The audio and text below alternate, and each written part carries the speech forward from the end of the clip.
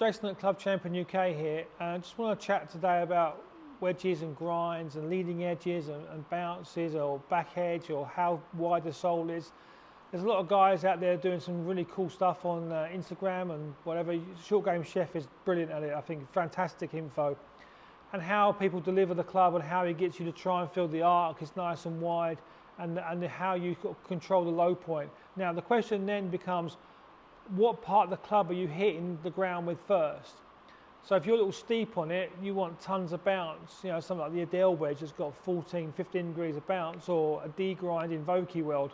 But just looking at the sole width here, have a look at these two. This is a 62-degree Pro Glide. It's got a very narrow sort of sole width there, and the wide sole Jaws Raw. Again, look how different they are in terms of the width of the sole. Almost double the width here. So that you've got a little bit of relief on the callaway at the front, but effectively you've got a big wide flange. Very good for soft conditions or that sort of kind of Kikua sort of thicker grass.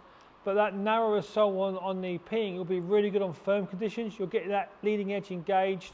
And again, what I would say is, if you get some Sharpie marker pen or foot powder and put your powder on the sole and hit a shot off a mat, although a mat's slightly tricky because it does bounce. Okay, so I know it kind of sticks and bounces, but you'll see where you hit the club first. So do you hit the leading edge or the back edge? And if you get a bit shaft leany handle dragger, as Brian Manzella would say, then at that point you're going to get that sensation, that leading edge digging and sticking. You're going to need that relief of lots of bounce. So something like the Artisan DS grind here, you can see that back edge has been relieved. So that leading edge is more pronounced. So when you go into contact, that's going to get in and then that back is going to come out.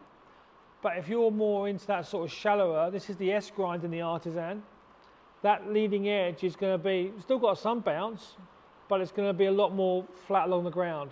I would always advocate having the handle kind of vertical, or maybe a hair of shaft lean or a hair shaft lean back. You've got a little bit of play here, but make sure that the arc at the bottom is nice and grazy. If you drag the handle, you're going to shorten the arc, you're going to steepen it and de-loft it, and equally if you back it up trying to scoop it, then obviously you're engaging the front edge, the back hits the hard ground and just skits and you're in sort of a world of pain. But fundamentally keeping that angle there through the whole motion is important, because then that's going to expose you the most neutral conditions of strike possible, and strike location wise you're probably going to hit it pretty much just below CG, which is perfect for spin and launch and control and flight. So interesting discussion that. Now back in the day you had the big old Hogan Shore outs and the big wide soled Ping I2 wedges. They were brilliant if you had really heavy sand that was like fluffy, whoosh, get through it no problem. But as grounds got firmer and the sands got harder, they become less and less relevant, those sorts of things. And then sole width becomes a big factor.